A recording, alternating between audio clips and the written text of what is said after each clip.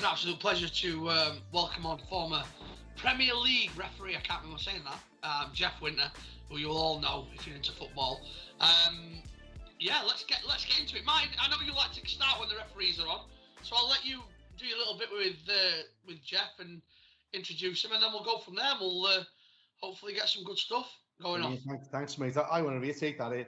I know it's a bit of a dodgy thing to say to your face, but you really have been a bit of an hero to me for years, Jeff. And my background is that when I got to the line, I started. You might remember when you were sort of acclimatised to get on a Premier League line, they used to give you like TBA games, didn't they? Where like you'll do like Reading against West Brom at the bottom of the Prem when you're on a football league to see if you get on. And I always looked up to you, and I got into Aston Villa and had to retire. And I got a job at the FA, one of these, level 3, level 2B coaches. And David Ellery was my gaffer, and Neil Barry. And we used to have an appraisal every like 4 months. We used to sit in there, and he wanted us to like say, what are your referees like? And I came up with this thing where I used to say they're a bit like David Ellery or they're a bit like Jeff Winter. And it used to make him piss himself laughing because he knew what I meant. And I said, we need more referees like Jeff Winter. We need more referees who's got a bit more about them. They're a bit gritty. They're not this beige robot stuff like you, David, because the game's going that way. And I used to always think, well, Jeff is a good lad and blah, blah, blah. But I've always used you as a reference to what I think a good referee is like. A good referee maybe in that day, but I wouldn't last 5 minutes in the present era. On my after dinners, I say I was a referee for 25 years, but if I was refereeing today, I wouldn't last 25 minutes because the game has gone. It has gone so differently, and it was starting to go that way towards the end of my career. When I was finishing, now when a referee finishes at the highest level, there's almost the guarantee of a job, whether it's in VAR or whatever.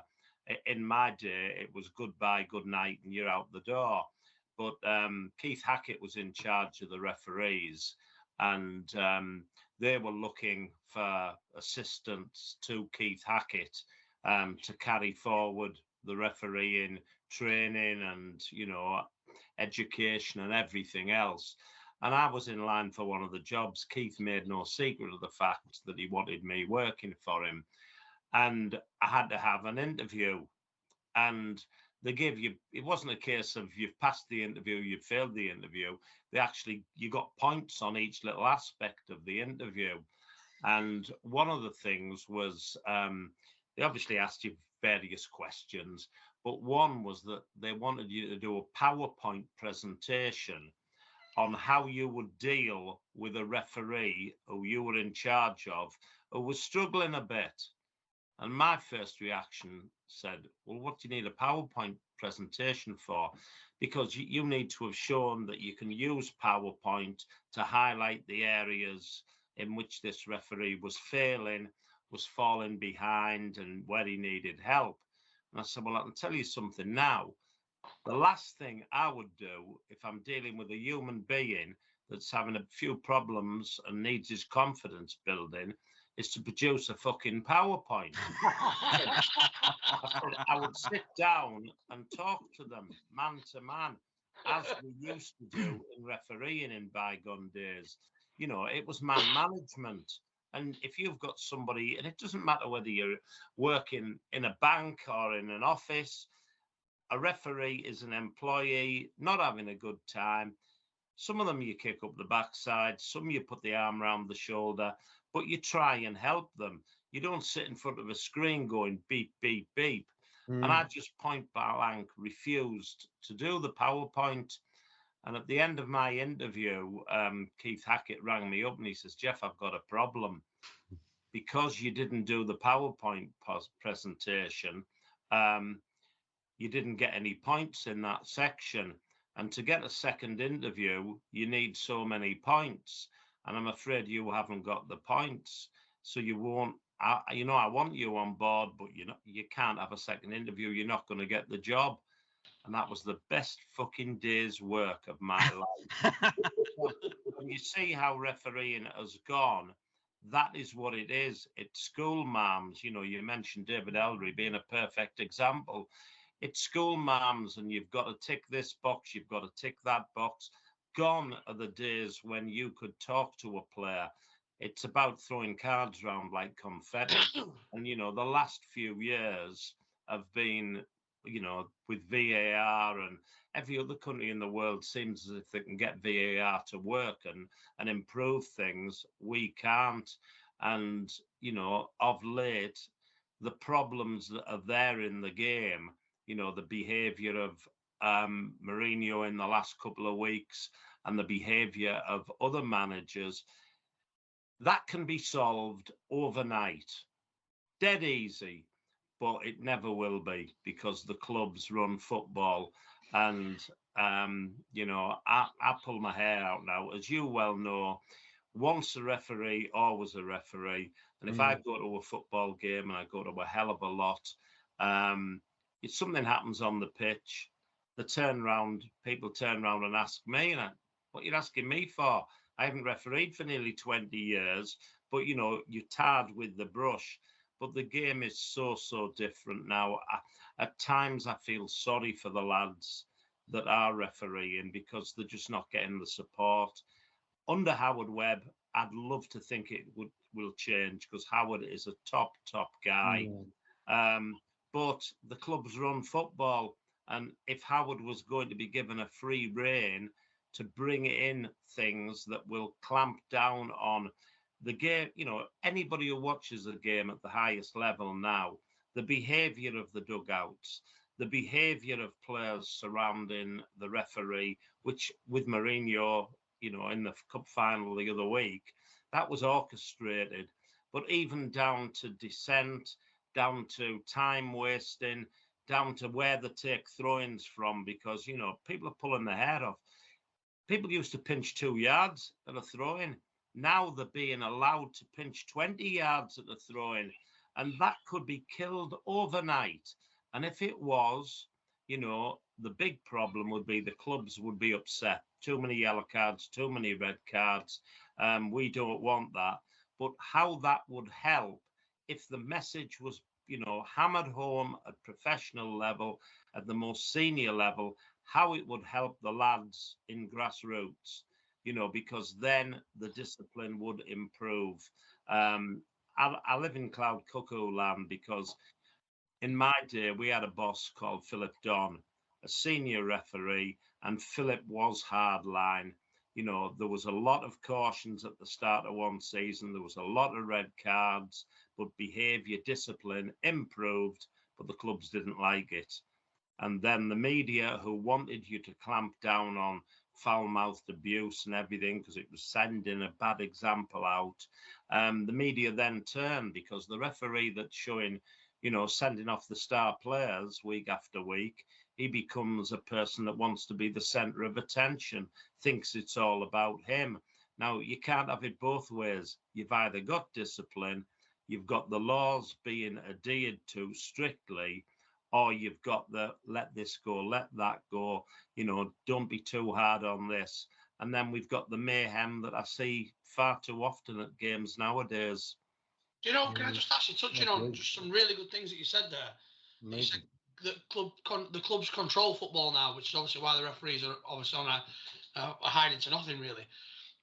Do you think the clubs have got even more powerful now than what they were, let's say, in your day? Because I always remember I've loved football all my life, since my earliest memories, and I always remember when they spoke about Fergie, and they said that referees and the FA and officials were all scared of him, and he had this big influence over games, and, you know, we always just doing about the Fergie time, and, you know, our Manchester United always just seemed to get the penalties and blah blah blah. That, to me, what I thought back in when I was younger, was obviously the power of Fergie. Would you say that it's not now just one individual then? Would you say that there's kind of like all of them really have kind of gone into that space, and you're fighting just maybe more than one manager? It's the clubs and everything, and the money and the pressure. The clubs are powerful. I mean, I don't know who sits on the board of the PGMOL nowadays, but, you know, in my day, the chairman was of the board of the PGMOL was also the chairman of a football league club. So, you know, when he's going into a meeting, I don't know which hat he puts on that day. And in football, it's often been like that. The FAs have been made up of club representatives, whether they be chairman or what other capacity. So, you know, it's like bringing laws in or clamping things down, or not bringing laws in. It's obviously that's done at a much higher level, but interpretations and guidelines. It's like turkeys voting for Christmas. They're not going to do it. And, you know, a hardline approach, the laws of the game are there. They always have been there. In recent years, you know, these mid-season tweaks of what is a handball and what isn't a handball. People say to me, Jeff, was that a handball? I say, I don't bloody know. I said, I don't know what a handball is nowadays. And, you know, when they're changing and tweaking mid-season. But, you know, I go back to more basic things. There was an incident that you lads may be too young to remember, but there was a referee who infamously was remembered as the first referee to send a player off in an FA Cup final, Peter Willis from County Durham. And Peter Willis was a strapping, you know, 6 foot plus policeman and took no messing about from anybody. And we used to have the problem of, before they had to be introduced spray paint, of defensive walls lining up 2 inches in front of the ball, and the unsightly experience of the referee marching them out. And if memory serves me correctly, I think it may well have been Everton. It was it? Yeah. And Peter Willis just marched up. He told them to get back 10 yards. They wouldn't go. Told them again, they wouldn't go. And he just marched up to the wall and went ping, ping, ping, ping, ping. And I think he cautioned about 5 or 6, that the entire wall. And that was frowned on. That was the referee drawing too much attention to himself, etc., etc. I tell you something, the following week, the following month, the following season, when Peter Willis gave a free kick outside the penalty area, the wall went back 12 yards. Yeah. Willis never had to ask again. And that is all it takes. You know, I mean, I notice in the grand scheme of things, it may not matter. But Pat Partridge, who was another referee who hailed from my part of the world, his pet as a referee and also as a match assessor was that all players had to be in their own half at the kickoff.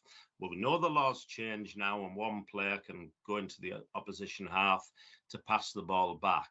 But he always used to say, that is your first opportunity to show them who's in control. Now, some people might listen to that and say it's petty, but it got the message across. Likewise with throw-ins, the ball used to go out for a throw-in, and the referee, I mean, I did this throughout my career. I would point to the spot and shout to the player from there. And that's where they took the throw-in from. Now at football games, like I say, the ball goes out near the corner flag, and the players are allowed to move up and up. And sometimes they're only doing it so they're going to be pulled back to waste a little bit more time. And, you know, the referees need to be strong on that. Time wasting goalkeepers. I mean, there was a game at Middlesbrough towards the end of the season, and the goalkeeper just took the piss. He was doing it from 10 minutes into the game. Now, I'm sure somebody somewhere has said to the player, said to the referees, you know, get the big decisions right. Don't be so worried about the petty things. You don't want yellow cards for petty things. But it's all about control, because now we're seeing players flying at referees about dissent. Very early in my Premier League career, and it was probably one of my first fallouts with Fergie, I refereed Man United at Ipswich, and 3 Man United players come charging towards me. I think David Beckham was one of them. And I've just gone ping, ping, ping, 3 yellow cards, did them all for dissent. Fergie went mad. Who does he think he is? Wants to be the centre of attention. But I tell you something, when I refereed Man United after that, You can imagine the conversation in the dressing room. Oh, it's that twat again today. Don't give him any lip. And that's how you got your reputation. Now, maybe, like I say, maybe I'm living in cloud cuckoo land. But if the referees took back the responsibility and the ownership of applying the laws of the game, not only would it make their life easier at that level, because, referees have reputations at every level. The clubs, I mean, I'm quite pally with a lot of former players up in the Northeast, and they tell me the conversations that used to go on in the dressing room. It's him today. You know what you can do. Don't answer him back. He might tell you to go away, as we were allowed to in those days, or he's going to hammer you for it. Don't start taking the piss with free kicks, corner kicks, throw-ins. He's strict on that. By the same token, you know what he's like. Bully him. We'll get away with something.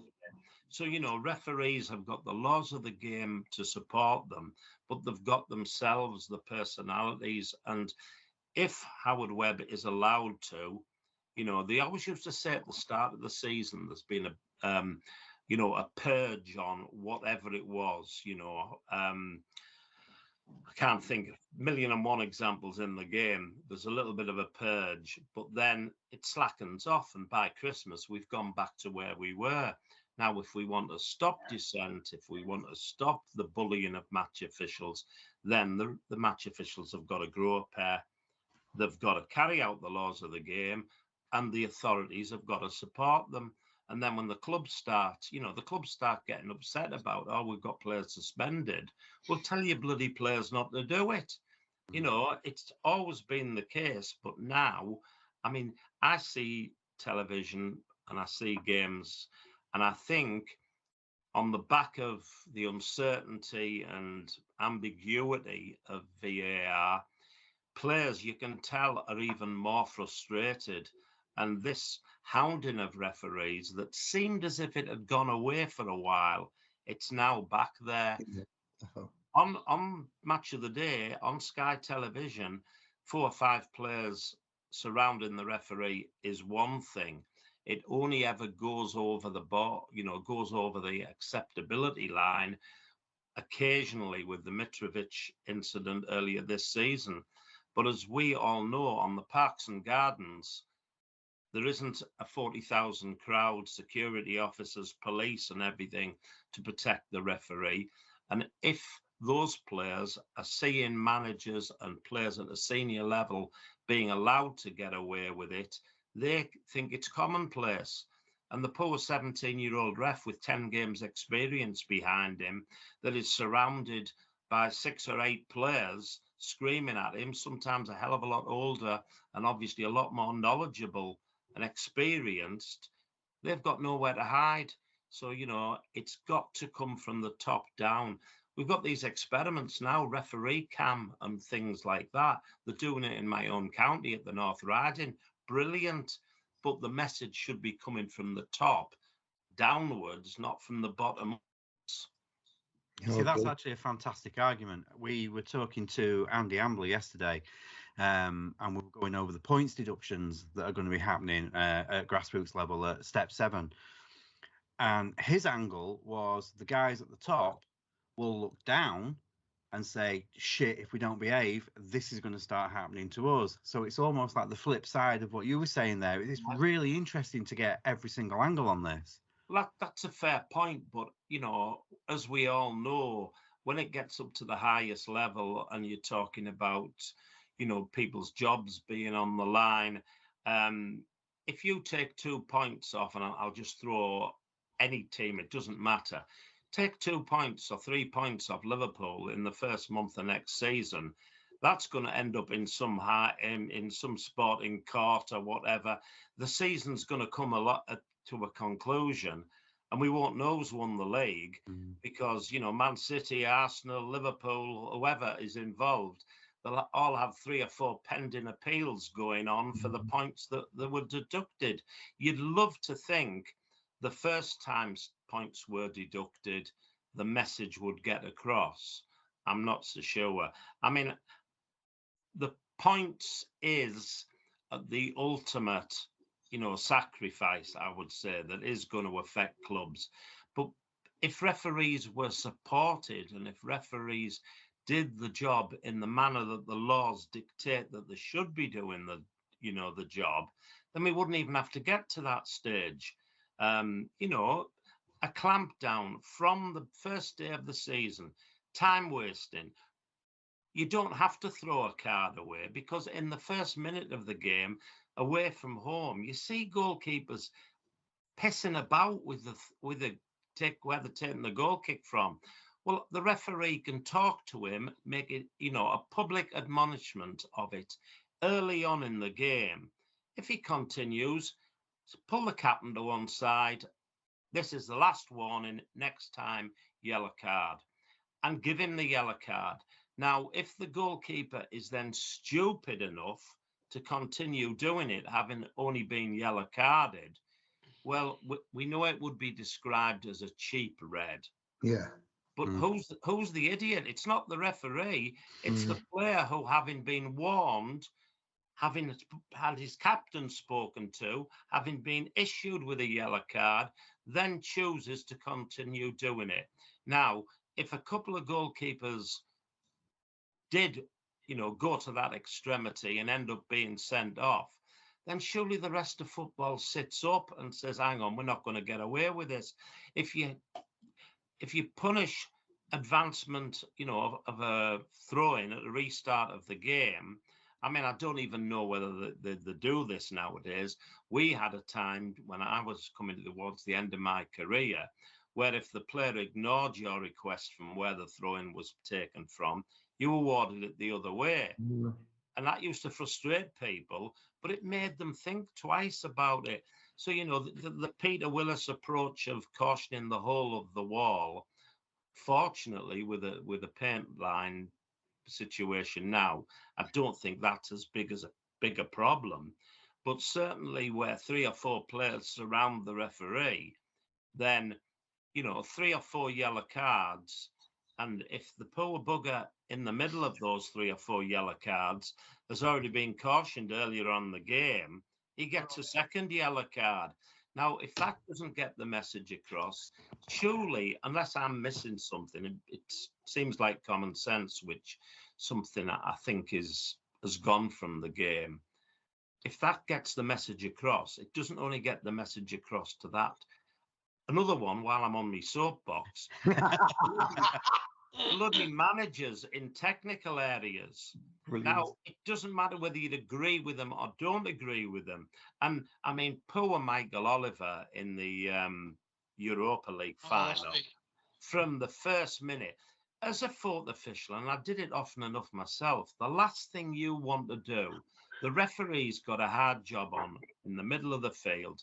The last thing you want to be doing is being, please, sir, can you come here? I want to tell you so-and-so's doing this.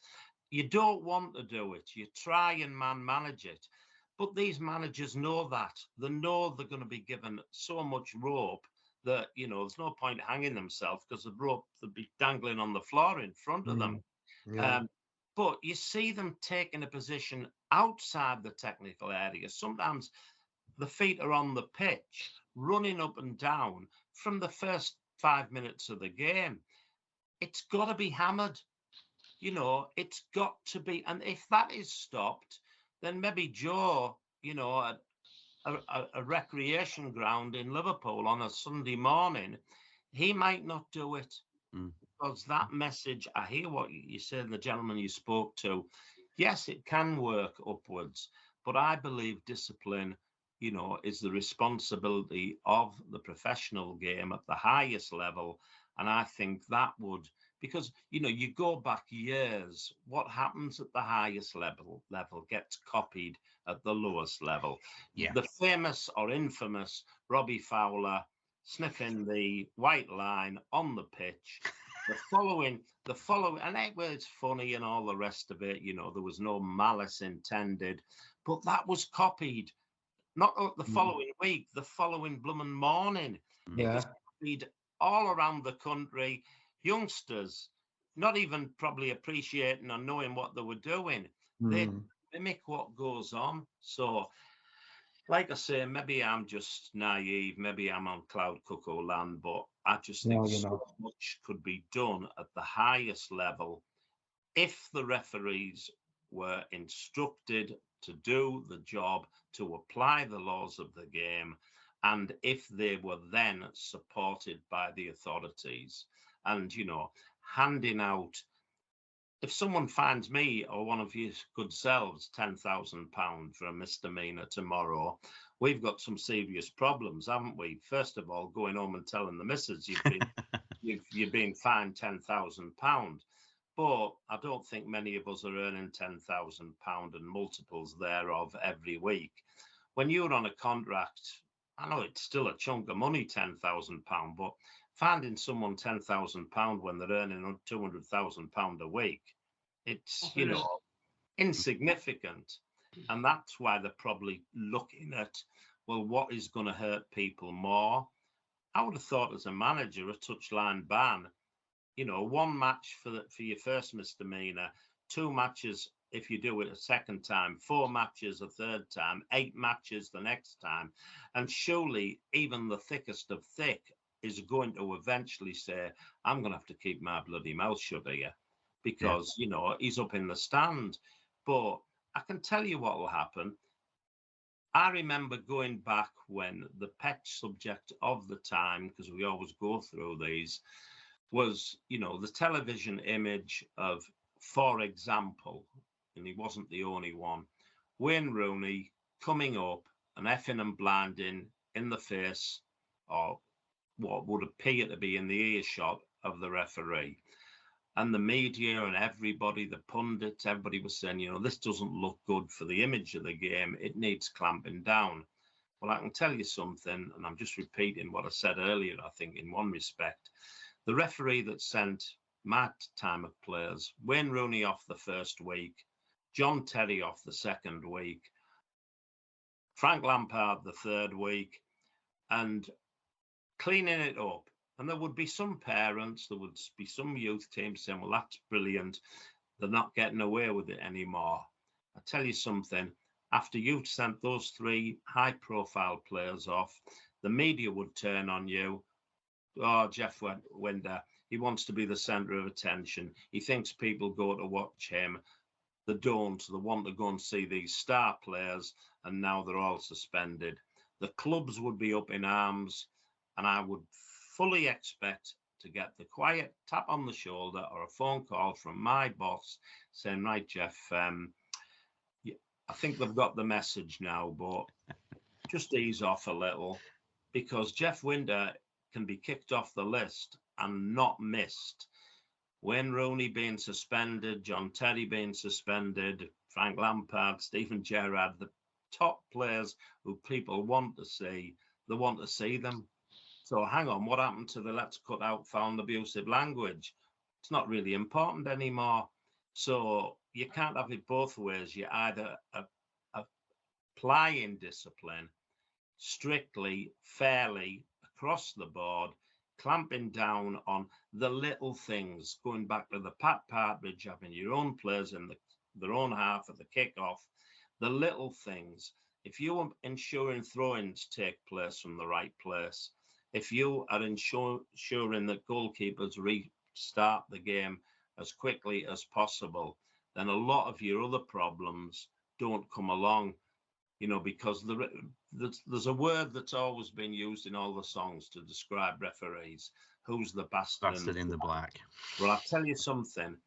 Being known as that bastard, if you could, as a referee, know that in the dressing rooms, the managers are saying to the players before the game, we've got that bastard again today. You've got that game in your pocket, because the players are not going to take the liberties that they might have done if you're known as a soft touch. So, to me... Yeah, I think that what you're saying from a fan listening to you, and I've seen all these conversations that pundits have, and they always call for, this can't be happening, we'll stop them. Having you say that, if you did that and you did go and red card all these high profile players for being abusive or whatever to the referees, that you get a tap on the shoulder, just shows people who are listening and us that actually there seems like a lack of desire then really to really support the refs. Whereas if you do your job that you're there to do, doing it properly and creating a little bit of fear to gain control of a football game, you're the one that's going to lose out, not the footballers. It's mad.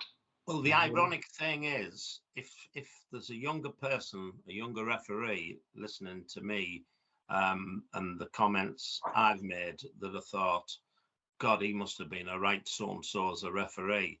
Look back in the history books. Look at how many red cards I had. Look at how many yellow cards I had. And I bet you, when I was, on the Premier League list, there wasn't many that had fewer cards than me. Certainly fewer red cards than me. Because of that reputation that went before you, kind of thing. Well, I think so. I mean, somebody might come up with facts and figures, but if you are known to be hard line on the little things, then the big things don't usually happen. We know in any game of football, if somebody does a two-footed tackle, goes over the top, it doesn't matter. You could be the nicest, friendliest, strictest referee on earth. Something happens, you've got to apply the laws of the game. But if you have a reputation which you earn, because as a referee coming on to any level, I still talk old money, class 3, class 2, class 1. I know it's all different now, but your first game on the National League, used to be the conference in my game day, the first game you do as a Football League referee. And then by the time you get to the Premier League, you do your first Premier League game, you're known as a rookie ref, because you're starting all over again at that level. And, they didn't help, because in the match programme, I remember Carlisle versus Walsall, and that in the match programme, referee Jeff Winter making his first refereeing appearance in the Football League. And imagine 22 players in the dressing room. He's a newbie, get stuck into him. And they do at every level. You start all over again. And then when you get your respect, when you get your reputation, life does become easier. And the irony of football is when, after having had a long career where you're getting, comments, derogatory comments, and everything throughout your career, when you get to the end of your career and people know that you're retiring, you get players and managers saying, why are we getting rid of them? They know what they're doing. And you get more respect. I got more respect as a referee when I'd hung up my whistle. God, I wish you were still here, Jeff. Look, people are saying to me now, and it does me, I'm happy if I can get out of bed and walk on a morning. Do you want to do our game on Saturday? And I think, no, not really. Thank you very much. But, all of a sudden you become a good referee when you're not refereeing anymore. Do you know what, Jeff? When you said earlier, you hadn't refereed for 20 odd years, whatever, your passion is still there for refereeing. I love football. Absolutely reeked out of you. It's so lovely to see you being so passionate about refereeing. I'm a football fan. I'm passionate about football. I still play football, walking football abysmally, but I love going out twice a week and playing football. I'm a season ticket holder at Ibrox. I work for Middlesbrough Football Club on match days, and I also am a keen follower. It's easy to say, I'm going to have to get some new teeth. I'm an ambassador for a Northern League club. I'm involved quite a lot with another club, and I go and watch, games at Hartlepool, Darlington, and throughout the Northeast. What do you do at Middlesbrough, Jeff? What are you doing there? I'm in the lounges with the former players' hospitality. Oh, right. So like people and stuff. Pardon? Like kind of meeting people and Well, no, we tend to do an interview in the lounges before a game. The normal sort of corporate hospitality, which I love, and I'm watching football. I usually, COVID knocked it back, obviously, but I usually watch 100 plus games a season. So I love football. Refereeing, once you've been a referee, you'll always be a referee. And, even though I'm watching my team play on a Saturday, when the ball hits the back of the net, as a referee, a former referee, you automatically glance at the assistant because you did that when you were on the pitch as a referee. You still do it as a fan. And I get accused of always sticking up for the referee.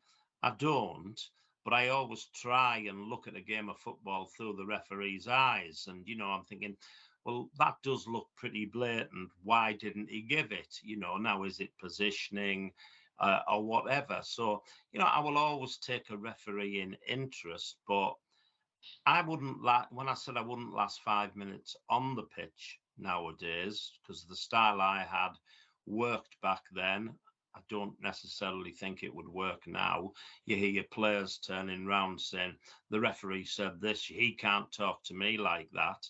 Well, in my day, if a player told me to fuck off, they knew what they were getting back. And in fairness, that helped you control professional footballers far better than come here, card, give them some of their own medicine.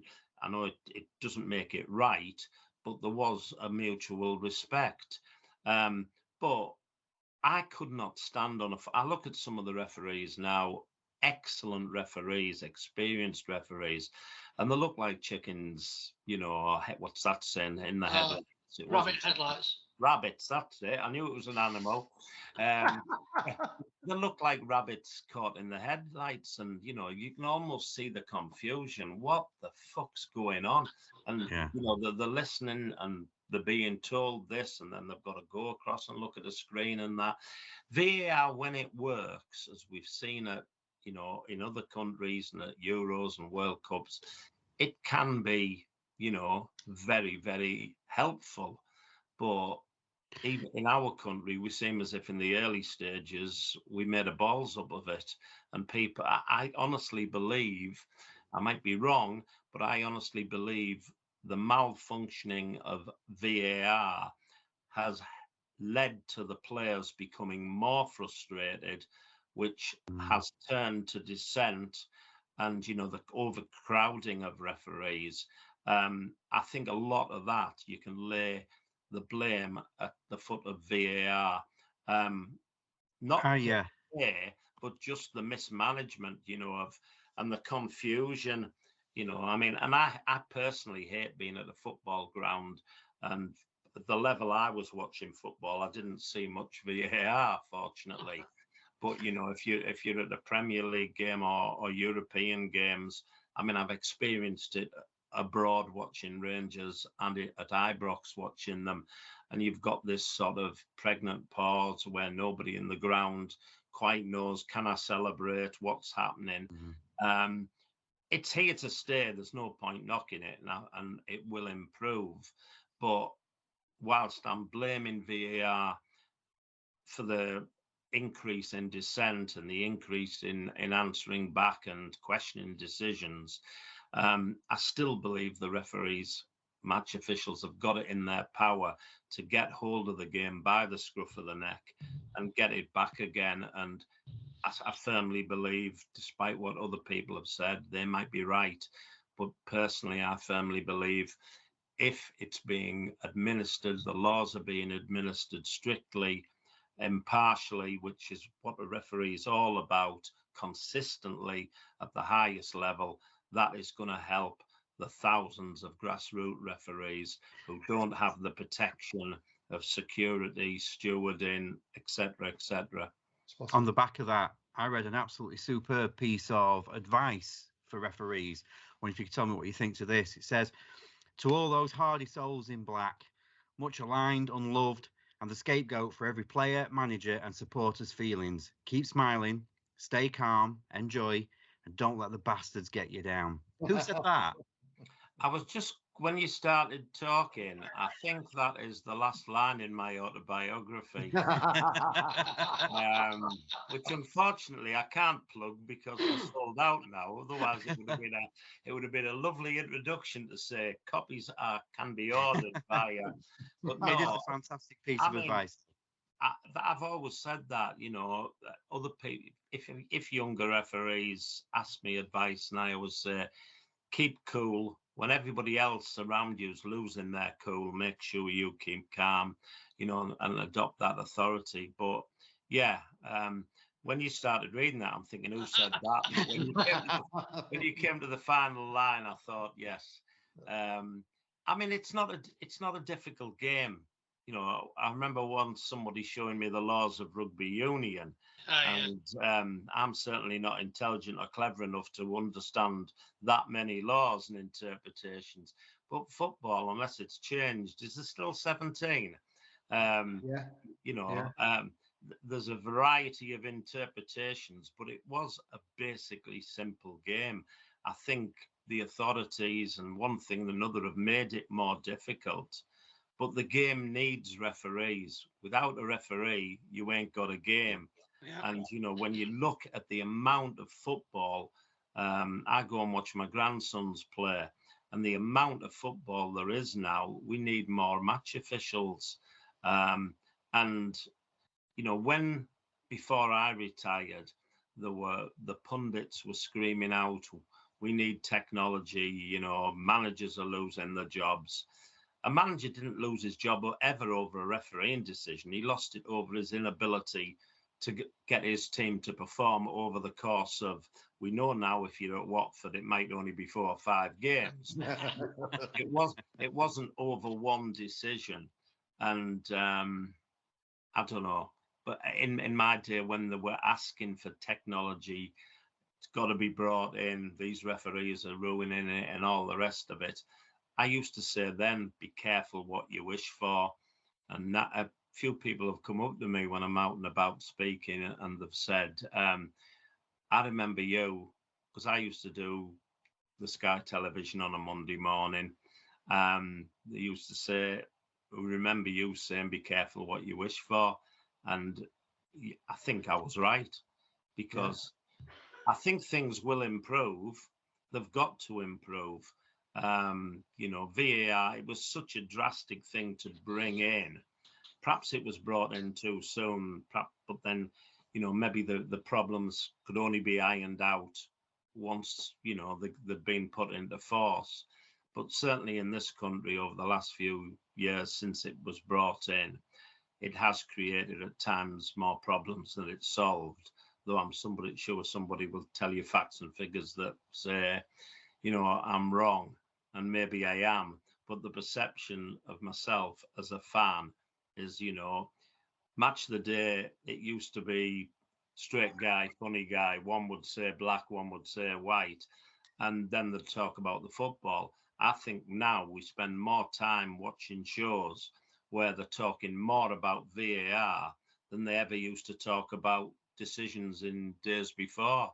So we're stuck with that, but I still firmly believe that referees, if supported, have got it within their own powers, within the laws of the game, to clamp down and to improve discipline, and in so doing, make the game at the professional level so much better to watch. I mean, that farce the last week in the Europa League, you know, I mean, I think there are some, you talk about players, unfortunately, assaulting referees.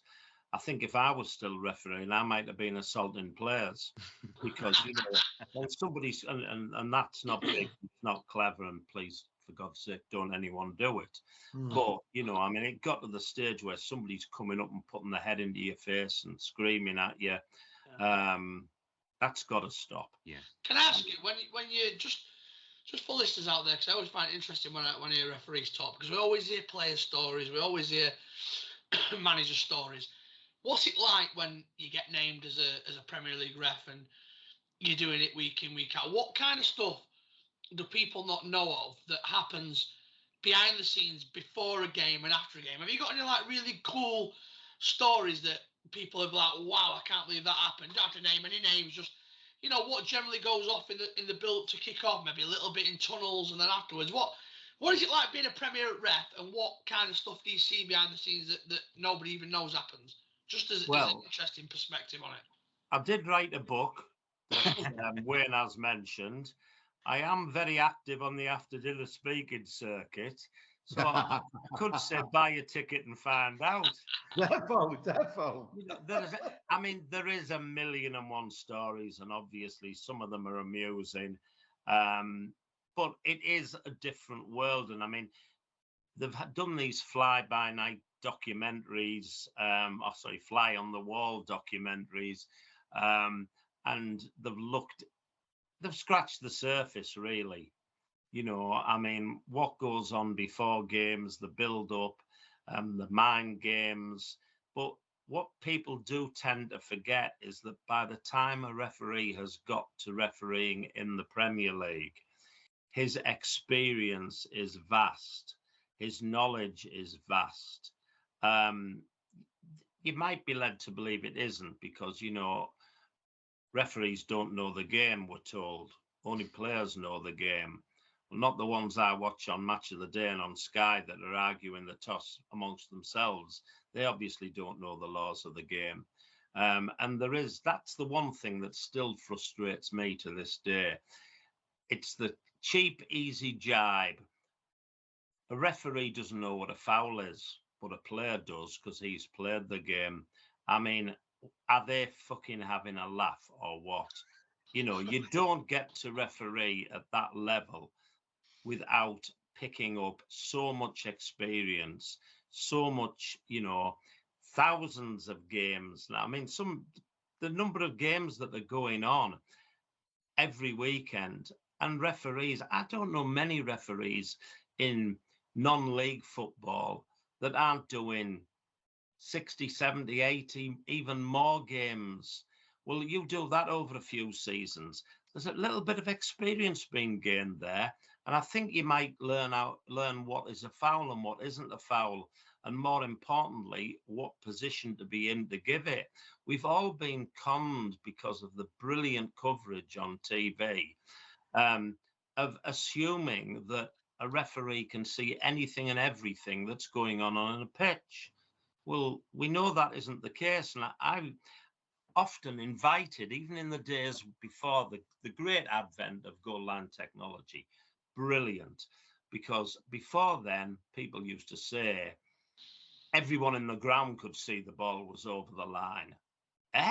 You sit in row 1 in the Anfield Road end, and you can see the ball's over the line at the top end of Anfield. I tell you something, I want your eyes because you are incredible. You know, and from a dugout, you can see that it was in the penalty area.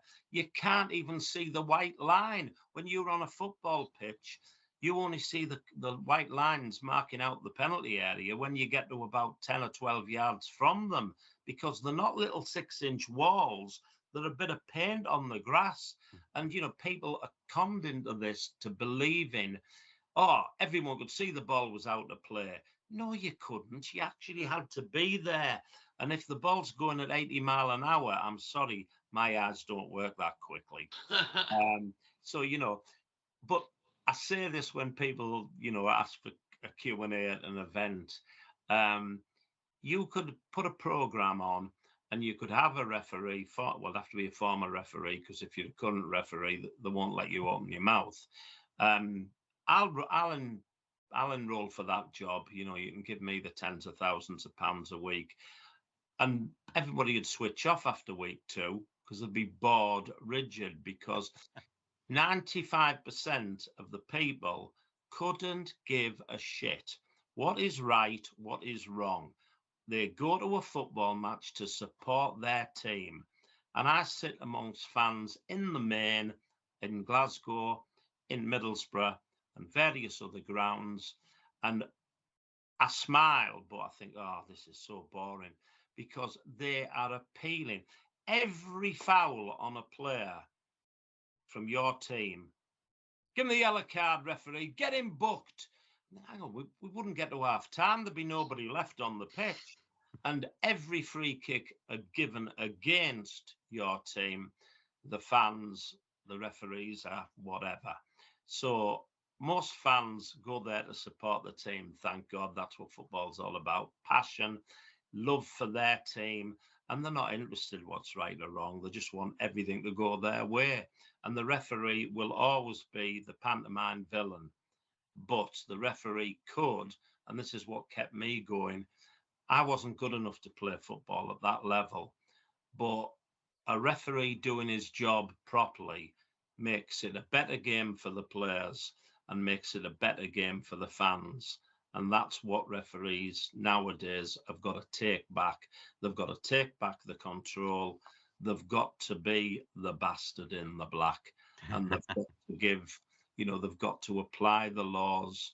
And the game would be so, so much better for it. Brilliant. I'm lost for words now. That's absolutely fantastic. Like, mate, honest to God, I was with some of the boys earlier. Here we are, a few days after the FA Cup final. What's it like to do the FA Cup final?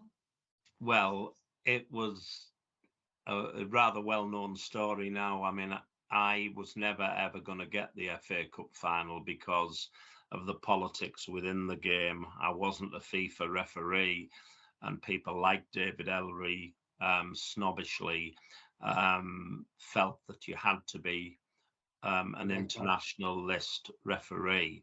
And that didn't mean that you'd refereed in the World Cup final. It meant that you'd have got the white FIFA badge. And, the fact that you got the white FIFA badge, some of the lads did under 21s and B games. They never ever refereed in the Champions League. But if you hadn't had the white badge, you shouldn't referee the FA Cup final. And I was allegedly due to get the League Cup final that year, and I've been followed Middlesbrough all my life, and through most of that time they'd been decidedly average. They choose to get to the League Cup final in my final season. Thanks, Borough. Half my life watching you. Now you've lost me there. But in fairness, I said at the time, and I still say to this day, I was a Borough fan before I was a referee. And when I finished being a referee, I went back to being a Borough fan. So being at the Millennium Stadium to watch Middlesbrough lift the first trophy in their history was far more important to me than refereeing the game. But the fact that I didn't do that game, for once, I got a little bit lucky. And at the end of the season, I got the FA Cup final. And apart from not having the white badge, it was also the final game of my career because I was retiring. And there'd been a long record of not only people not getting the final unless they were a FIFA official, but also not getting it as sort of a swan song, because in that final game, you could do something a little bit controversial. And then if you were bringing a book out or you were going on the after dinner circuit, all of a sudden you've made a name for yourself. Fortunately, in my FA Cup final, there was only one yellow card, no controversy. And let's be honest, any referee going out there doesn't want a book full of names, doesn't want to be sending players off, and doesn't want controversy. You just want to be able to do the game, go home and get on with your life and not be worried about what the Sunday papers are going to say the following day. So fortunately, for once in my life, I did get lucky, but tremendous honour. I'm pleased, obviously, that I got the opportunity. It culminated what, to me, had been a long and, whether it was successful career, it was something I thoroughly enjoyed doing. Would I want to start refereeing again today if one of my grandsons was going to start refereeing? There's part of me would say, yes, I'd love, him to emulate what I did and hopefully do a lot more than I did. But I'm not so sure because the world's changed. I hear tales from the politics and things in football now and a lot of former players we get together, working together with them at Middlesbrough and seeing them on the speaking circuit. And we all say the same thing, and it's a little bit sad in a way. The game now has just gone, it's not a sport anymore, it's a multi-billion pound industry. And if you were a referee now, indeed, if you were a player now, the rewards are so much greater. But, and this might be me putting a sentimental head on, I think we had the good days. It was more enjoyable. There was more. People talk about the circuit I'm on now, the after dinner speaking circuit, and of the present day footballers, who's going to be your next after dinner speaker? One, they don't need the money. And two, I just don't think there's the characters around that used to be. And that's on the playing side and on the officialdom side. It's almost become watered down. It's like they've all gone through a manufactured process. I even had a conversation about even how they play football. Would you see, like, I'm trying to think off the top of my head, kind of maverick players, if you like Ginola or Barnes, who just got a ball and took it and did the magic with it. Now it's kind of they're all kind of shaped to, pass and move. And, you don't see as many long range shots as what you used to do because the build up play is more important. And, when you hear them talk afterwards, when you do get a character, which is few and far between now, you kind of clinging on to hear more from them because they give you a little bit more and you can relate to them a little bit more. But it's coached out of them now. Yeah, that's what I mean. Yeah, it's kind of like the production line. Yeah, I mean, it was wonderful watching Barcelona and incredible watching Manchester City, but you go and watch a non-league game football now, and they're all playing out from the back. Well, hang on a minute. There's players at Barcelona capable of playing out from the back. Most of the fullbacks playing, under 10s. I've been and watched my grandson play football, and you can hear the coaches telling the players to play out from the back because it's the only way to play football, There's nothing, you can't kick the ball straight up to the centre forward and he scores a goal. It's got to come from the back. It's got to take 60 passes. And it is quite funny watching as football has developed over the years that there's only one way to play football. I'm sure if a fellow person from my hometown, Brian Clough, was still alive now, he would tell you the only way to play football is to win. And how you get the ball in the net at the other end of the field, whether it's one pass or 101 passes, it's about winning. So the game's changed, but then football quite often, when we talk about behaviour on one thing and another, it mirrors life, and football sometimes has to carry the can and get the blame for anything and everything that's wrong in the world. It's life in general, social media. Everyone's an expert now. Nobody needs to referee for 15 years to get on the Premier League because the 14-year-old who's got a computer screen in front of him, he can tell you what's right and wrong. He can also solve all the COVID problems and all the food shortages and cost of living. Everyone's an expert nowadays, but that's the world we live in. I know you're in your little man cave there as well. Those people who are watching us on YouTube, they'll see your little man cave behind what everything is. And when you were talking about the FA Cup, I was thinking, where does he keep that medal, that FA Cup medal? Where is it? Do you know where it is? I can't tell you that.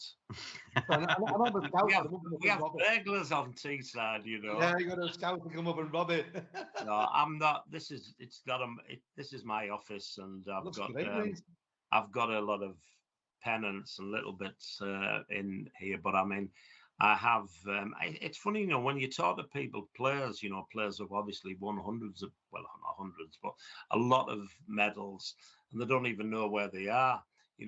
Players that used to get a cap every time they played for England. Yeah. For England, they might be in a box in the attic or something.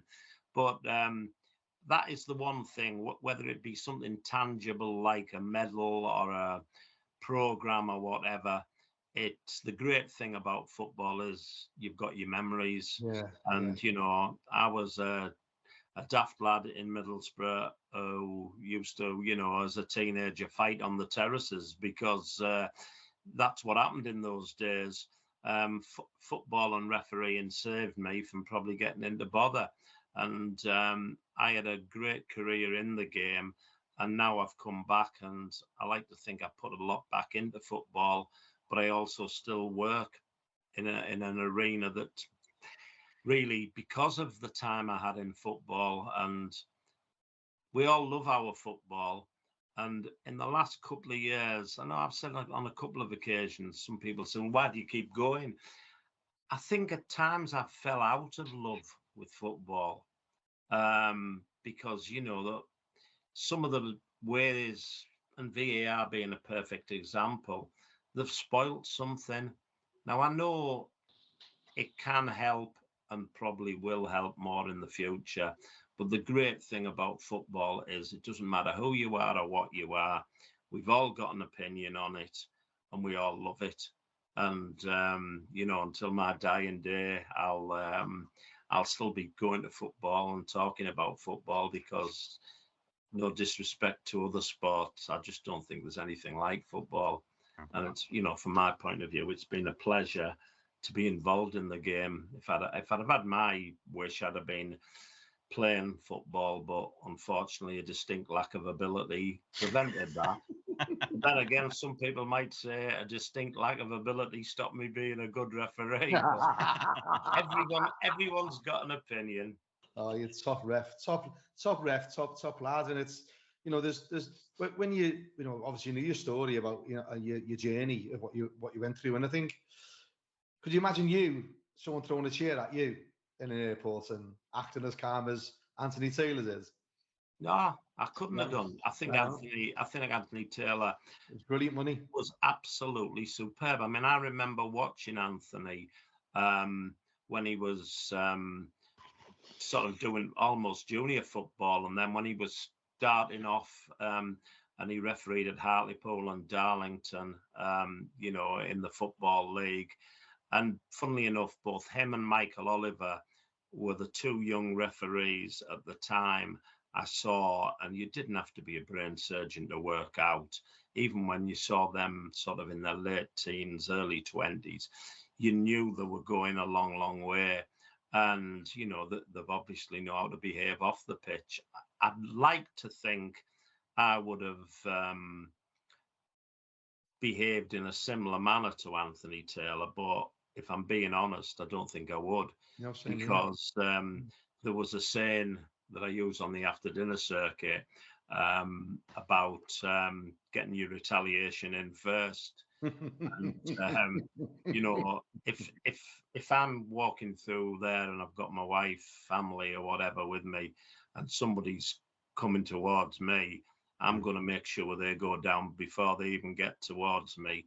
So, because it's almost a law of the jungle, and we could talk about that for forever as to how and why he was put in that position. But, I don't think his reputation has been damaged in any way, shape or form. You still see some prats on social media putting down, he could have given this, he should have given that. For fuck's sake. The people that pass comments like that have never been on a football pitch, let alone refereed a European final. It's like when Howard Webb refereed the World Cup final. And if 22 players go out there and have decided they're going to kick shit out of each other, it doesn't matter whether you're Howard Webb, Pierluigi Collina, whoever you are, you as one man cannot stop them. But the way they've got to decide what to punish and how to punish it, because if Howard Webb had done what all the experts said he should have done and sent 3 off in the first 20 minutes of the World Cup final, he'd have then been castigated as the man who spoilt the World Cup final.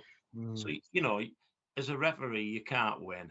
But some of our guys are doing a damn good job to try and win. And, we perhaps haven't got the strength in depth. But now with Howard Webb in charge, as I say, if he's supported from above, he is the man who can change things from the top. Absolutely. And I still think the control and the reputation has got to come from the top downwards. And it's going to have to be a pretty persuasive argument from someone who's going to make me change my mind on that. I went over to Holland to watch that game, that World Cup final 2000. I don't want to know about your nights in Amsterdam. I've got a mate over there. He'll be listening to this podcast, actually. He's a ref who lives in Southern Holland in a place called Wilberforce, and he was like, Nick, scouts come over, blah, blah, blah. So I went over, and they were all made up in a little village. They had all the stuff out for the World Cup. They were all made up that we had Howard Webb refereeing the game. Oh, my God, best ref, blah, blah, blah. After the game, we were supposed to go down to the local bar. he said scouts don't go down there because they want to kill the English. To blame it all on Howard Webb. So within an hour and a half, he'd gone from like this hero they were made up, couldn't be a better referee.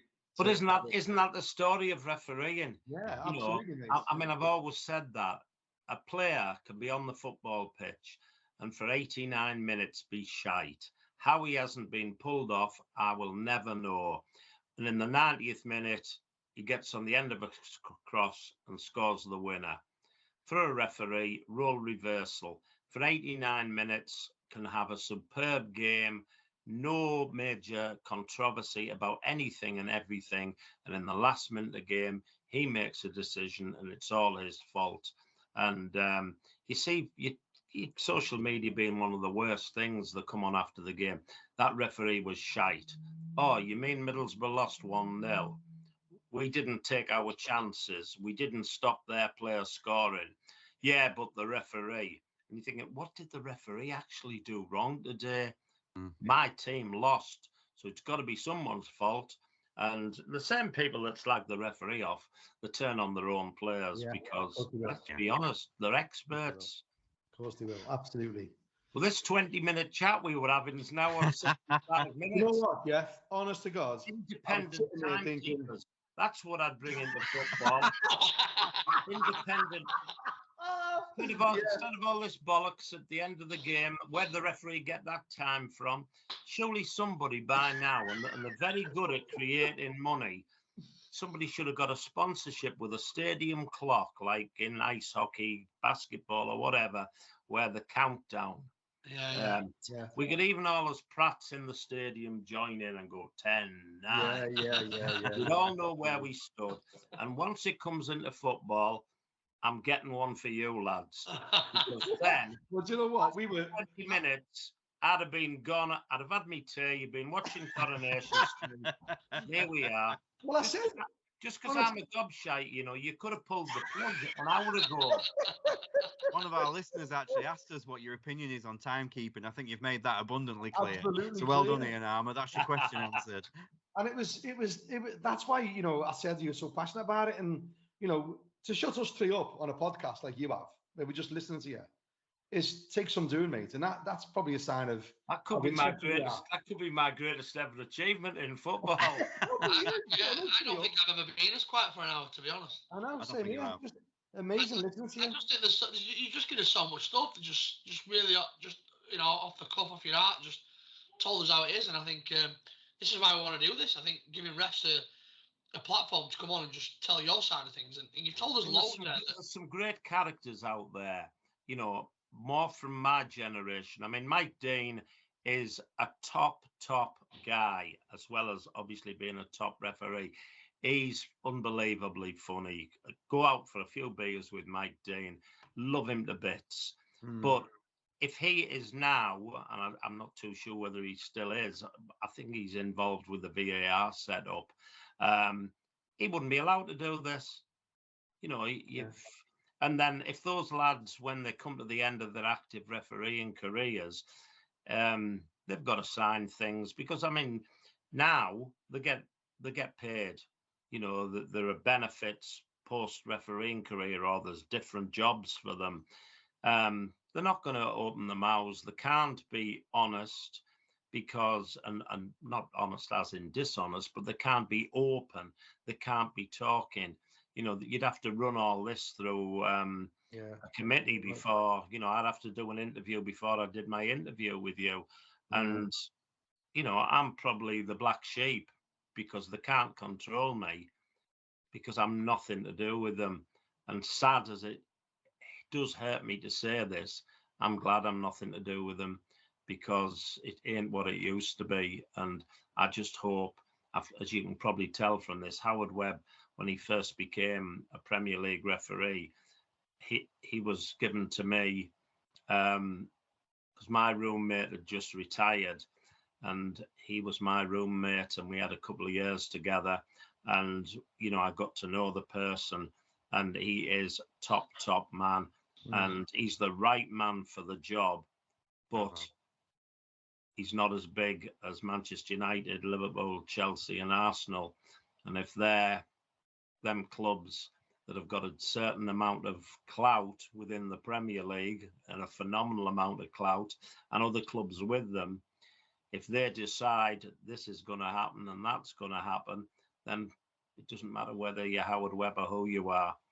The authorities have got to take control, support the referees, and then hopefully we can be on here. We might not have a show because we're not going to be talking about, the problems in the game. Yeah. The game will go back to being something that we just want to watch for the football. Yeah. Super. I think that was outstanding. I don't want to keep it any longer. I'm a bit fearful of you now. I might get a red card myself off of you. But I don't know. Does anybody want to ask anything final before we go? And No, I've been here to everything, haven't we? What are you having for your tea? You haven't been here to We've gone through everything. I'm not having any tea now. It's fucking supper time. I mean, you might have noticed since I finished refereeing, I'm not as skinny as I used to be. So, the fact that I've missed my tea tonight, it's probably not going to be, a major disaster in my life. I will survive. I'd hate you three lads to be thinking Jeff Winter has starved to death because of us. Well, Jeff, the last thing we want to do is you to die at any point. But absolute privilege, mate, to have you on. And I knew you'd be brilliant, absolutely brilliant. And I really want to thank you, mate. Honest to God, it's good to have such an insight into the game and to see you being so connected and passionate about today's game, mate. So just think, I could have been involved with the leadership of referees in this country, but I wouldn't do a fucking PowerPoint. Because I honestly believe talking to people, getting the confidence of people, helping people involves this hole in the front of my face, not pressing my finger on a computer.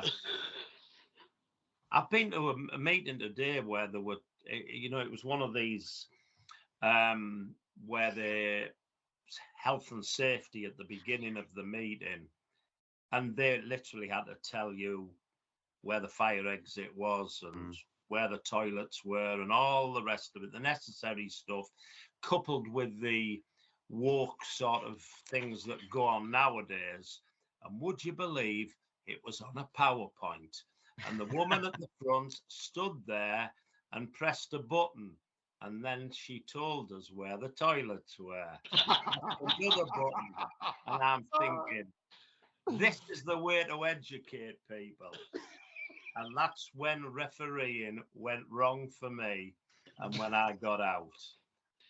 But as a fan now, brilliant. So we know referees are now where they are because of PowerPoint. PowerPoint.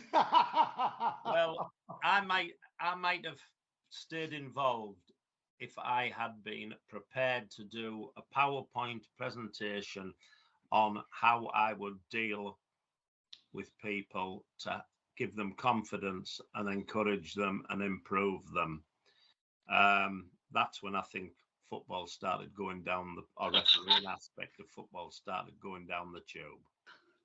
Fair play, mate. Fair play. Well, listen, we'll make sure we put out that this episode is sponsored by PowerPoint. Well, as long as I'm getting a wedge for it, you can get it, mate. Yeah, we can get it. Get rid of everything I've said. PowerPoint is the way forward.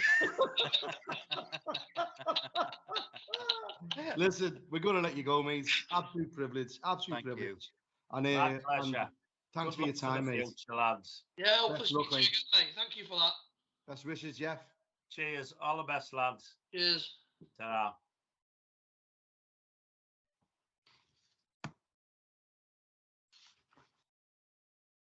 And I think. Oh, he's gone. I was going to wait for you to stop recording. I'm not sure if he has. I'm thinking maybe telling us a lie. I'm maybe sure he's not going to tea at all ready for him. Because it's like, I wanted you to say he was stop recording, and what a fucking guest he was. Jesus Christ. We'll wrap this up. We'll chat afterwards after I wrap it up because we're at an hour 15. That's a record for us so far in the Ref Pod. So we'll wrap it up. Obviously, we're getting to a point now where we're hoping that you, the listener, are starting to subscribe. You're subscribing on your Spotify or your YouTube or wherever it is. Following us, like I keep saying, at the Ref Pod on all your social media channels. If you just listen to this, get at us. Leave us your thoughts. Tell us what you think. We also, as well, like I said, we are looking for more people to come on. And it's not just about people that are high up the food chain, if you like. I forgot to mention this. We have got an email address we can get us, which is therefpod@gmail.com. So if anybody wants to approach us about coming on, you've got a good story to tell, or you want to get involved with the conversation, and you may be a junior referee or whatever, or anybody really, raise the roof, we're open for. Drop us an email, but at the Ref Pod, find us, follow us, share us, subscribe to us, because this is just the beginning. Martin, Wave, thank you again, and we'll see you on the next episode of the Ref Pod. Cheers, guys. What a pleasure that was. Cheers, lads.